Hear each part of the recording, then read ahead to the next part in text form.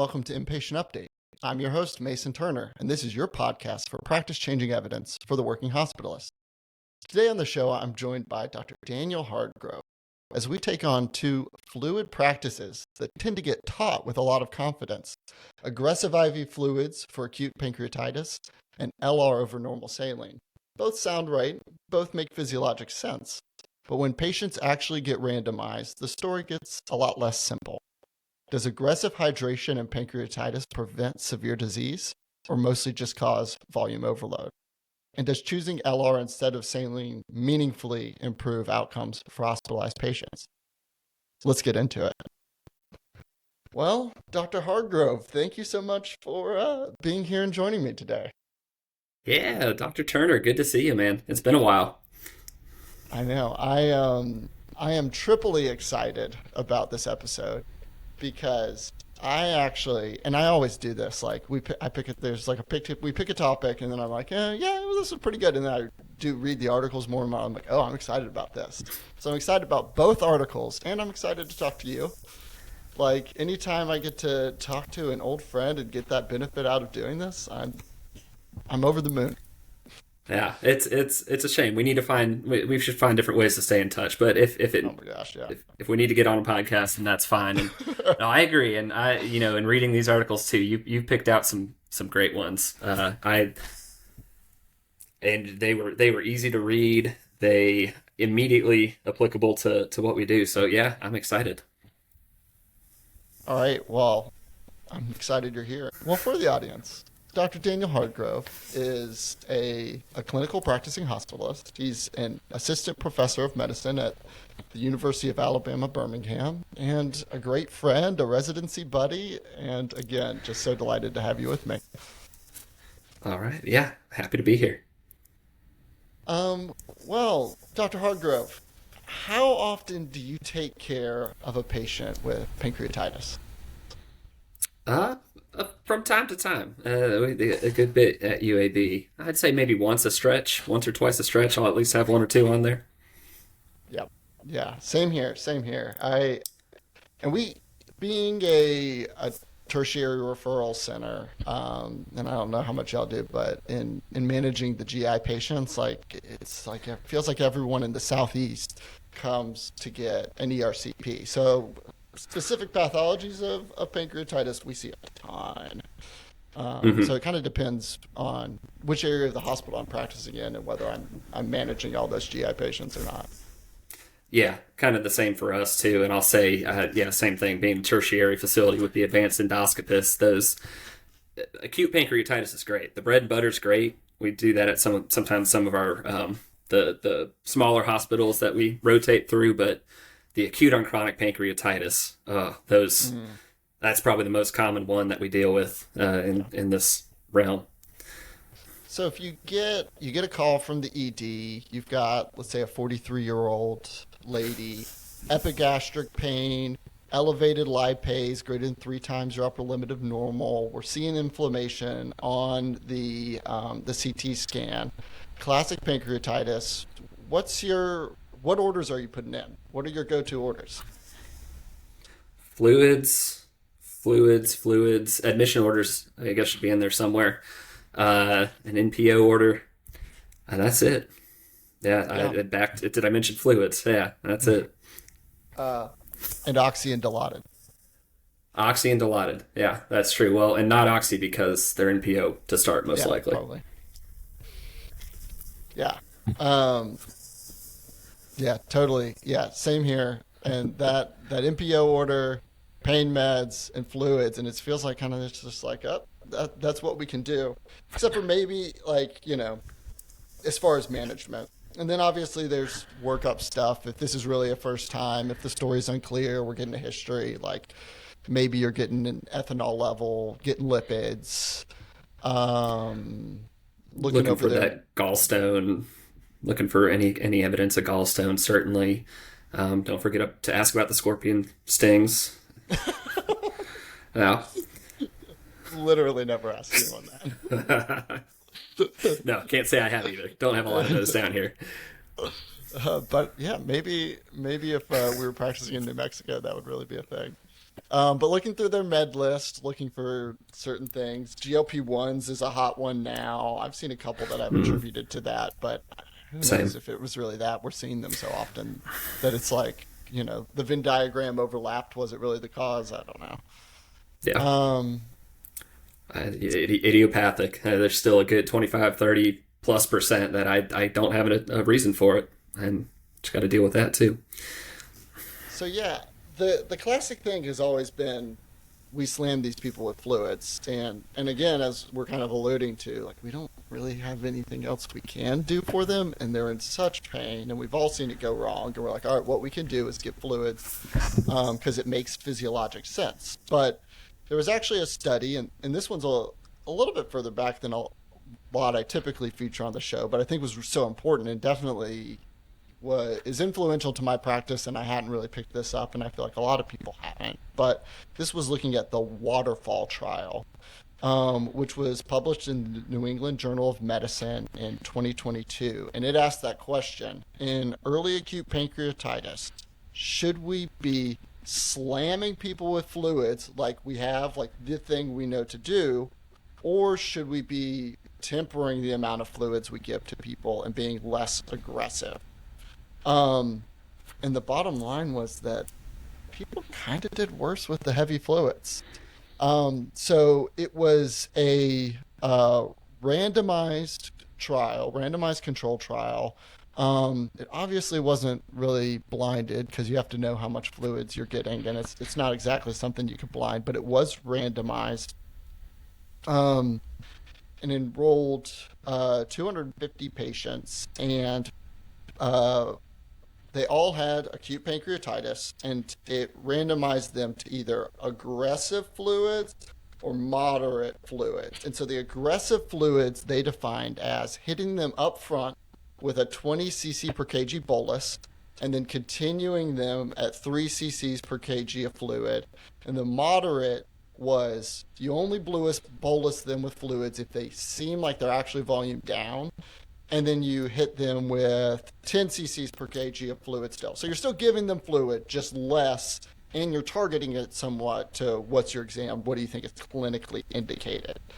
And what they looked at as a primary outcome was progression to moderately severe and severe pancreatitis by the Atlanta criteria. Basically, looking this up, it's, do they have complications, whether it's local complications of pancreatitis, AKIs, worsening of their or exacerbations of their other medical issues, and then obviously hypoxic respiratory failure would be another big one. And so what they found was that for the aggressive fluid group, a little over 22% had severe pancreatitis, bad outcomes. And in the moderate group, it was 17.3. This was like I said at the top, the numbers on the N on this trial wasn't huge. So this was not statistically significant, but certainly a signal that the moderate fluid did better. But then when they looked at fluid overload as a secondary outcome for harm, much more significant, 20%, over 20% in the heavy fluid group, and 6.3% in the moderate group. And really looking at all the numbers, they looked at progression to the ICU. We talked about the volume overload. It was all worse in the aggressive fluid group, and so much so that the numbers on this are so low because they stopped the trial because they weren't seeing a benefit in these patients and were seeing a harm. So the big takeaway was from this, the headline is aggressive fluids, carte blanche, we're seeing no better outcomes. In fact, worse outcomes and surely volume overload. Less aggressive fluids, and we're seeing better outcomes. So, Dr. Hardgrove, what's your take? Are you convinced? Is this changing the orders you place and the way you approach these patients in the future? It does in a little in some ways. I'll say when I was looking through this, first off, our model is I don't do a lot of initial admissions myself, but I frequently get these people 12, 24 hours after they've been admitted. So the initial bolus has already been done, and usually they're on some kind of maintenance fluids if they've been taken care of well. So I'm usually at that point. The part that I found interesting, or that would be most applicable to me, is when you're looking to stop or slow down the fluids. And I saw where in this one, right, in the aggressive group, they waited until 48 hours before potentially reducing or stopping the maintenance fluids versus the 20 hours in the moderate group. And I think that is just another, I don't know, part of this trial that points to reassessing the fluid status earlier and potentially pulling it off sooner to prevent some of these bad outcomes. So, that's when I see these patients, I'm at that point where, hey, we're maybe trying to start some PO intake. Maybe I need to be more aggressive about pulling off the fluids, or certainly not bolusing more, maybe reducing the rate, coming down from a 200 to a 100 cc's an hour. So this was a great study that kind of helped reinforce some of what I was already thinking about doing. But it's good to see the numbers that they are impressive. Yeah, no, agreed. And I did a little bit of, because when we think about fluids, yeah, sometimes for a continuous rate, we're calculating cc's per kg. But as busy hospitalists, a lot of times, yeah, exactly. Daniel nodded his head there of, because that's what we do. We just kind of I pick a round number, and I've done this long enough that I just gut check. And so for the aggressive, if you're dealing with the prototypical 70 kg patient, for the aggressive fluids, that's 1.4 liters as the bolus up front. So, if anyone's doing that, it's at least 1.5 liters, right? And then the continuous rate is 210. So 200, 250, bolus 1 liter plus pushing 2 liters up front is practically what one would be doing if they were actually doing this on just a typical patient, but somewhere in that ballpark. The moderate would be a 700 cc bolus up front if they need it. Again, they only did that if they needed it, based on their clinical exam. And then 115 cc's an hour up front. And so that, kind of to your point, that makes a lot of sense and feels about right to me. It's certainly not historically as aggressive as through a lot of my training I've been doing fluids, but it would feel okay. I wouldn't feel like, I'm not giving them anything. If they look a little dry, I'm never giving someone a 700 cc bolus. I'm rarely giving anyone less than 1 liter. I'm kind of have a poop or get off the pot. If you're gonna give fluids, give 1 liter. But maybe you bolus 1 liter up front and you put them on 100, 150, depending on how big they are going forward. I think makes a lot of sense, because these people, if for no other reason, these people aren't taking much PO because they're miserable. Yeah.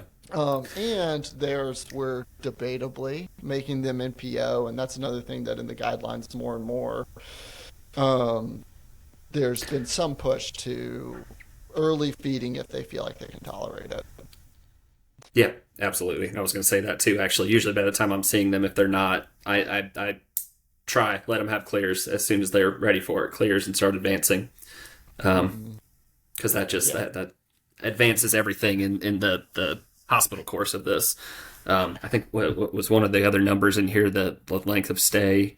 I think I might have seen a day less length of stay when you're more moderate. All about getting these people better, faster. Yep. Yeah. I'm looking for the number I've written down too. I think it was 5 versus 6 or 6 versus 7 days. Yeah. It's an improved length of stay, a full day less. And I agree. The early PO helps with that too. That wasn't exactly what this trial was on, but certainly is another part of the more recent guidelines for the management of pancreatitis. It's a lot of just if you feel up for it, eat. If you don't, don't. But I think a lot of the reason we want to go hard and fast with the fluids. It's kind of like we were saying at the top, like we don't have anything else to do with these people. And when it goes bad, it can just go so bad. What do you think? What's the worst complication you've seen from pancreatitis, or a patient that like kind of sticks out to you of like something that was really terrible? Oh, well, I mean, certainly you get shock, shock, Hmm. and whether it's thinking specific to our institution, right? We have the chronic pancreatitis where they have a cyst that decides to necrotize, and they end up in the ICU with septic shock. That's probably the worst generic patient I can think of right now that we've seen. Hmm. Um, Oh yeah. s- It's, yeah, and by that point, obviously, it's well, you're getting the full septic shock treatment, and probably in the ICU. oh Um, yeah. And then, gosh, I mean, there's just so many terrible pancreatitis as we see, and yeah, the physiology being so hyper-inflammatory and the sepsis type physiology, it makes sense that we're driving them hard with fluids. It also makes sense just on paper, the pancreas is all inflamed, it's edematous, it's losing fluid, and therefore we need to give them fluid, and it's the thing we can do that can help and prevent that, or like, I mean, there's just so many terrible things we've seen, like the necrotizing pancreatitis. I tell patients all the time, like, I wouldn't wish pancreatitis on my worst enemy. Like your digestive juices just wreaking havoc. The same things that you're using to digest a steak when you eat it are just wreaking havoc in your own body and on its own organ. I mean, it's horrendous. And whether yeah, it does terrible things in the belly, even gets up into the lungs sometimes. I distinctly yeah, remember working in the VA ICU as a resident and having a patient with um, a pleural effusion related to the pancreatitis, and it just wouldn't heal, and just like the chest tubes, and just constant. And I mean, these people are so many of them, and we see them a lot at our tertiary referral centers because they're getting necrosectomies or they're getting stents in their biliary tree or whatever. And hmm these people get bad recurrent pancreatitis, and their lives are never the same. It's right. terrible. And so when we have a terrible, terrible potential outcome, we feel like we have to do something. And so I think this like aggressive fluids came from like, this makes some sense. And so let's do something to do something. But I think, Sure. we're seeing in a lot of ways that you treat the patient in front of you and do what really makes sense for them based on their volume status, and don't just be hmm blindly following a protocol that's not necessarily going to treat your patient. Right. Exactly. And um, fluid overload. Obviously, we that's one of our biggest patient populations is heart failure. Those people get pancreatitis too, and I have seen it more than a time or two that we treat someone for pancreatitis and we put them into fluid overload. Right. Hmm. So that's absolutely. I love. I don't have the line right in front of me from this, but or maybe it was one of your lines where treat the patient in front of you if they are volume down or if they're hypovolemic. Absolutely, give them the fluids they need. But if they're euvolemic, then maybe we can get by with just the maintenance fluids. Hmm. And probably the best service we can do to these patients is really trying to help them prevent it from happening again. So doing that workup for a cause, and if it's the lipids, treat the lipids. If it's a med, stop the med. If it's their gallstones, most commonly, then remove their gallbladder. Or, I mean, probably the biggest one would be, if we can do it, get the patient to stop drinking. Obviously, for the recurrent pancreatitis, I mean, that's just a massive driver. And so instead of just, following a protocol for fluids, if instead you're focusing on counseling your patient and doing things you can support them for treatment of their alcohol use disorder, if that's the patient, then that's probably the best service you can possibly give these patients. Yeah. Um, I it's funny how things have changed some, because I distinctly remember being in residency, being in the VA ICU, and Nico Ruiz, hmm um, hmm I think it was an outside hospital transfer, someone from the floor or something. It was a pancreatitis patient had gone bad. It wasn't the one I was talking about earlier, hmm but he was like, they've just totally messed this up. they gave the wrong type of fluid, and they gave not nearly enough fluid because they were doing something probably like 100, 150 cc's and giving normal saline. Which now flash forward and probably less is probably going a little easier on the fluids, and a lot of our patients is probably better. And then debatable on whether how much it matters which fluid you use.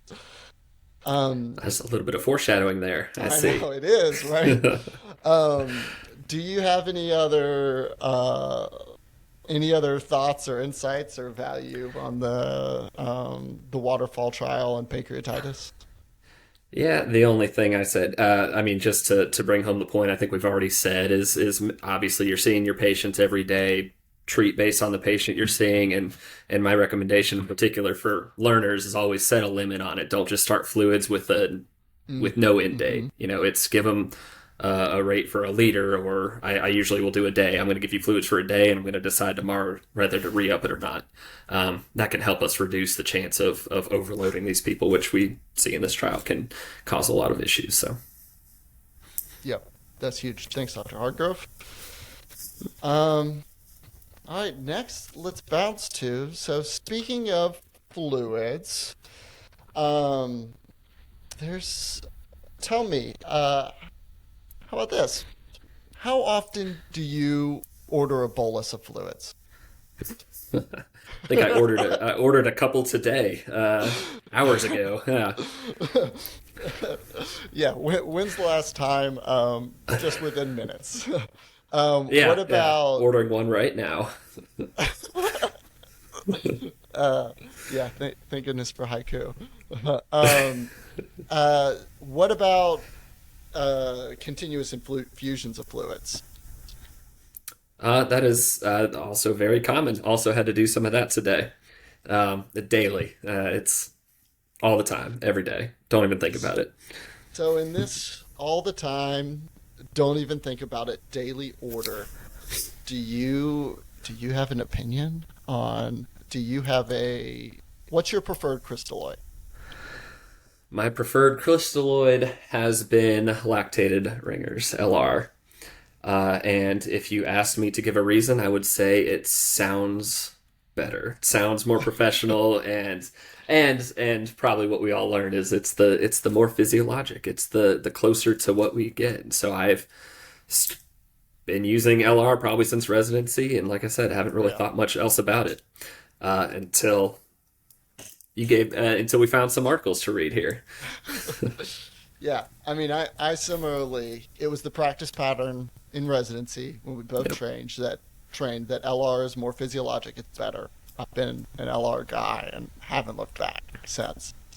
On a scale of 1 to you'll be vying to make your next child's middle name potentially lactated ringers, how passionate are you in this debate of LR being the ideal fluid to get into order? So I'll say on that scale, I'm down lower to where maybe it would be a 7th or 8th kid's name involvement, but no, you're not going to see me fighting anybody in the hospital parking lot about this. Yeah, well, I haven't shown you my ass tattoo that says LR or die. No, yeah, I'm similar. Like, if I'm on the floor, I mean, I want to order LR almost always. Sometimes I'm doing a little bit of thought of doing something else. But almost always I'm trying to order LR. And then if I'm standing there, I've got kind of a septic patient or whatever, and I'm wanting to bolus them a liter. I'm saying, let's give them a liter of LR, or if for some reason that's not convenient on this floor, I mean, let's just get them the fluid. Like, fluid is better than no fluid, but exactly. My pick's almost always LR. Yeah. So I was similarly quite intrigued by the fluid trial that came out and looked at just this. LR versus normal saline. Is one right and the other wrong? Throw down. and really figure this out. And this was actually a really interesting trial and a really interesting trial design. So this was the fluid trial, hospital-wide lactated ringers versus normal saline. It was also a New England Journal from 2025. And it specifically answered that question we're talking about of, but it framed it in a really interesting way. And it's, so what do you think? If, so you prefer LR. This is another question for you, Dr. Hardgrove. Do you think patient outcomes would be better, or maybe before reading this trial, would you have thought if the whole hospital was forced to do what Dr. Hardgrove does, would patient outcomes be better? Before reading this, what we're about to go over, I might have guessed yes, Yeah, I and think I would have too. yeah, just again, you tell me physiologic. If we're all getting physiologic fluids, yeah, that sounds better.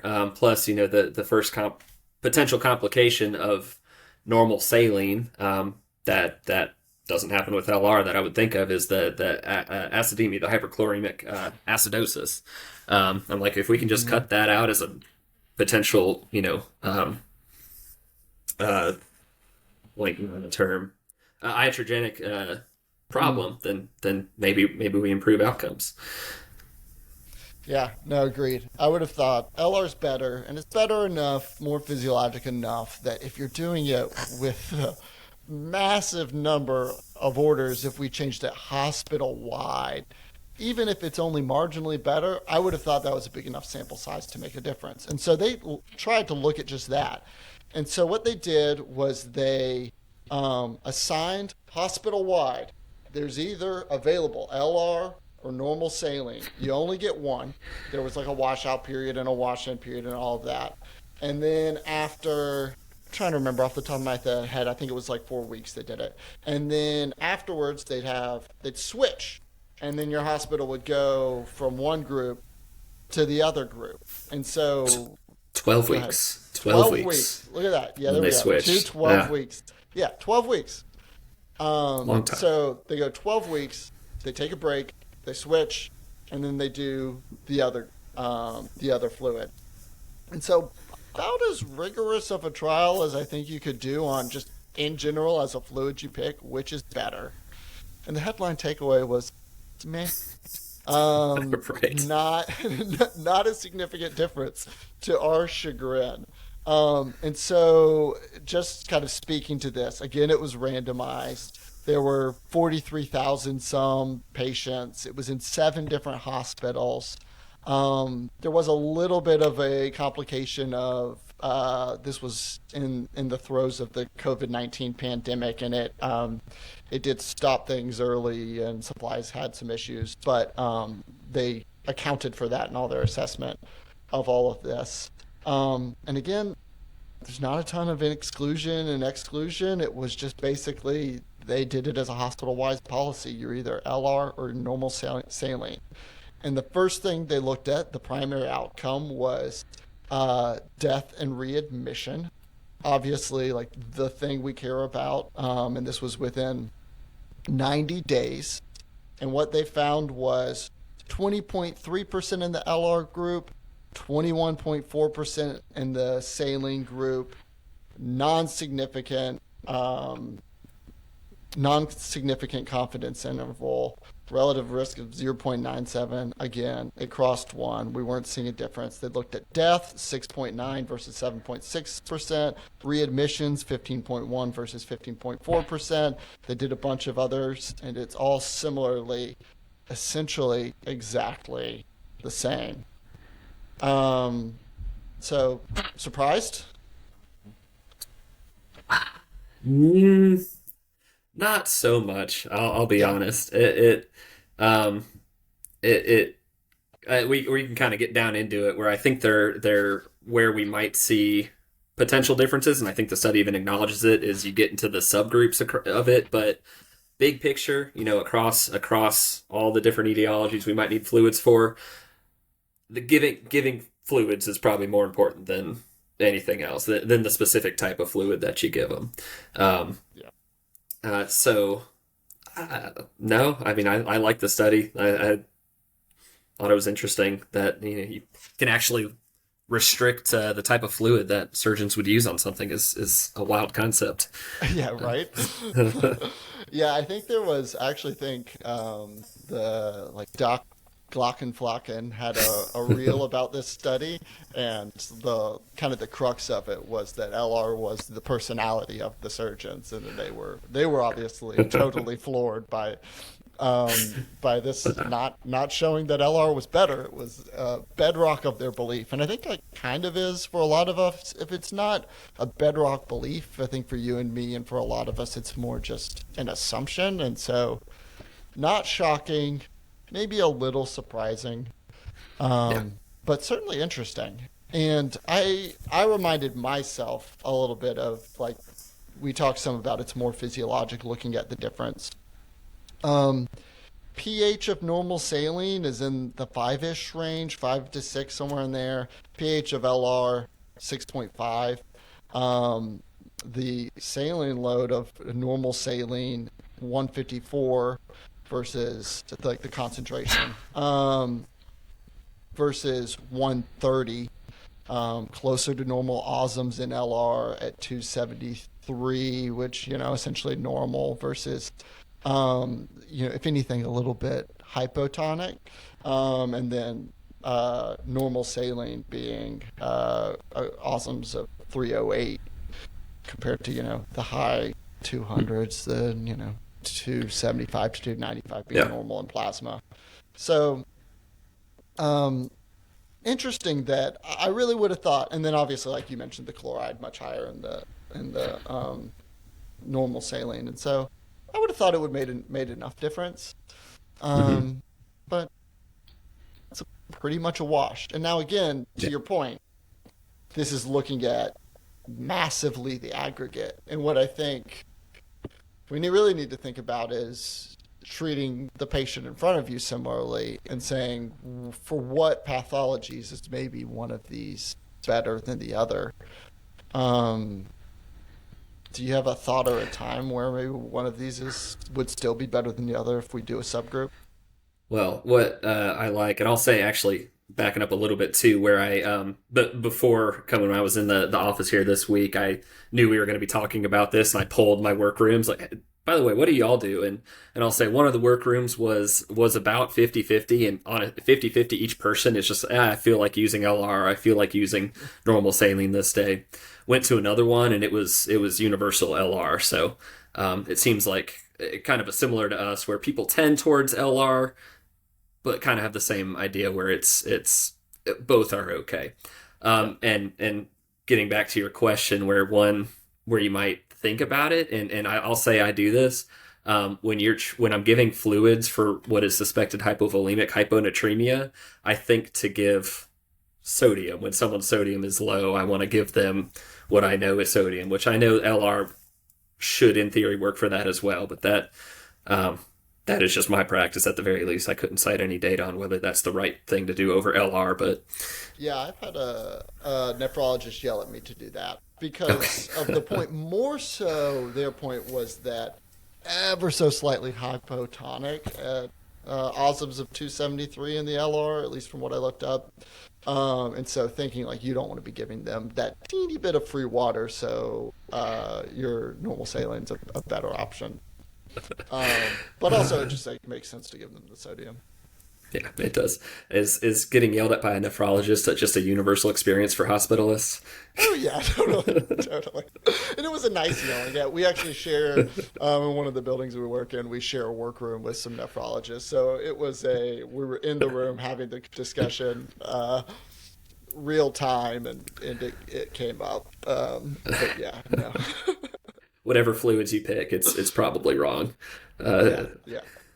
I mean, they always love to do. I mean, like the opposite of the normal saline from a pH perspective, and they love to give fluids with bicarb in them, yep, like yep. half normal with bicarb to make it isotonic. Hmm. Um, which again, I mean, makes sense. I don't know if there's data Yeah, behind that, and maybe something we should feature at some point, but intriguing.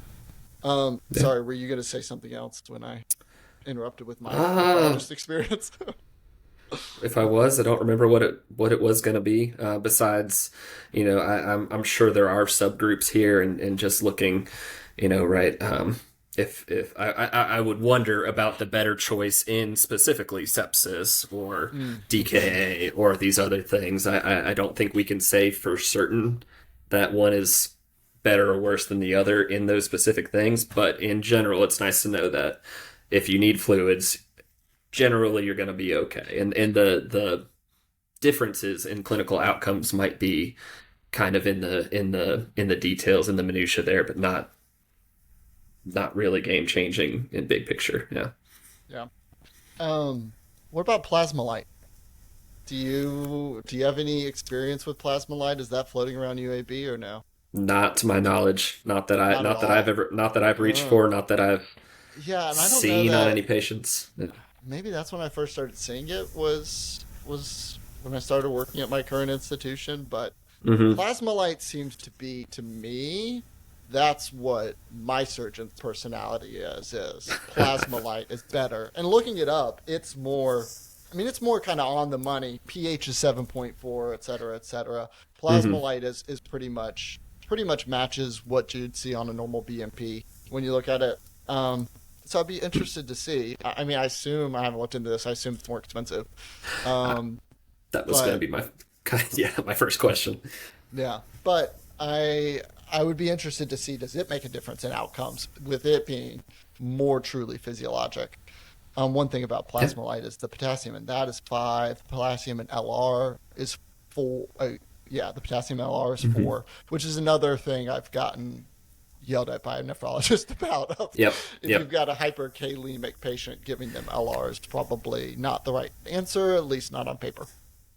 Yeah, that did cross my mind earlier as well. That little bit of potassium can be enough if we're trying to do everything we can to reduce hyper or treat hyperkalemia.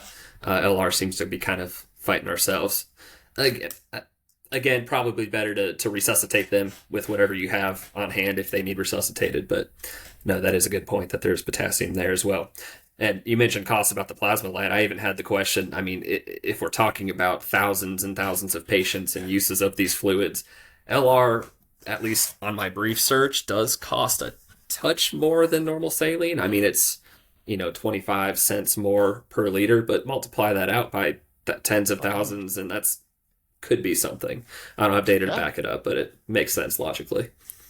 yeah. No, I mean that totally totally with, again, as we said at the top of this discussion, the number of liters of fluid, whether it's as continuous fluid or as boluses that we've ordered. I mean, it's astronomical. So I think any little marginal difference, either in benefit or in cost, is going to make a difference when you expand it out over the numbers that we have as reps as hospitalists. Okay. Any other Yeah. thoughts on? Oh, one other thing I was going to say about fluids was I Mhm. did dig a little bit into this.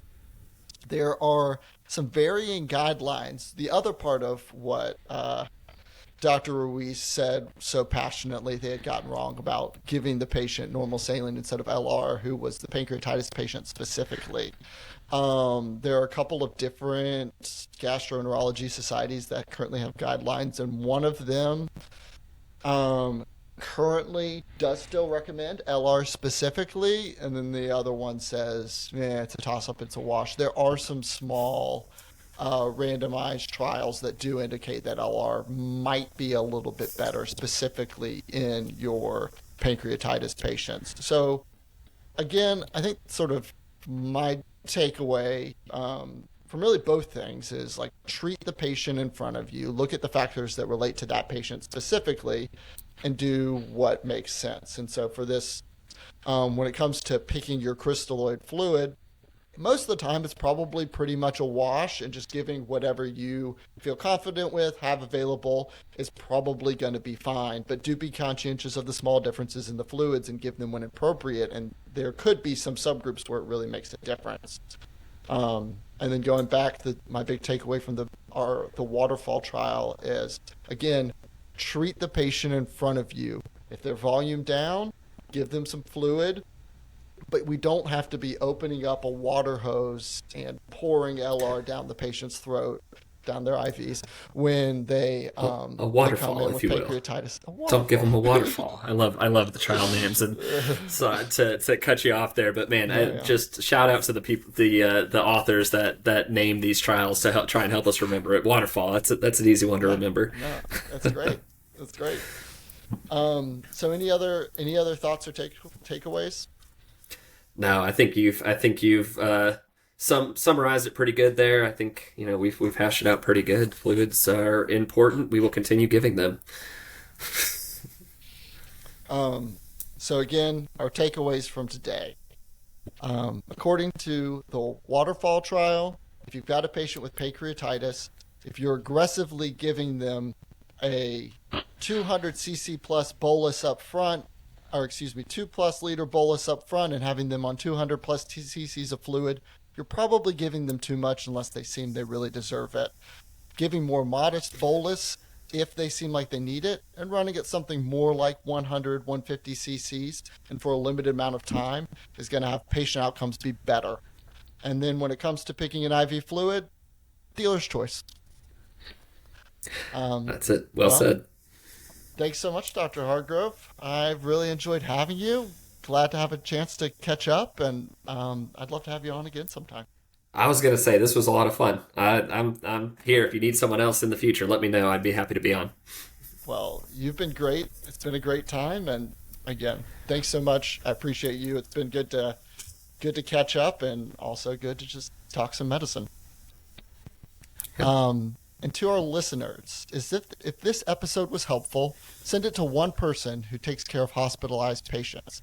Sharing helps everyone take better care of their patients.